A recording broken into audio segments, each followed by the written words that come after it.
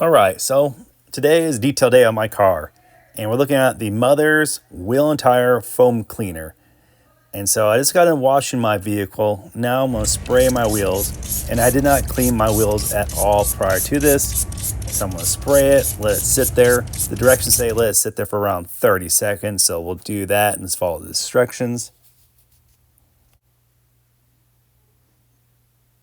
So as it foams up there, I'll go to my other wheel, spray that one while we wait.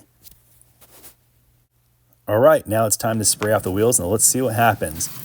When I was spraying off the wheels, the McGuire's wheel cleaner came right off the rim there. No issues there at all. It took about, I'll say about a minute in total, spraying it off. And now cleaning it. Wiping off was really easy.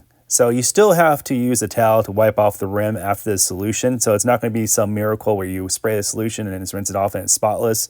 However, I did notice that when I'm cleaning the rims off, it came off very, very easy. All the dirt and grime that was built in. And so it made my job way easier to clean these rims. You can see the final transformation live right there. Definitely recommend this product.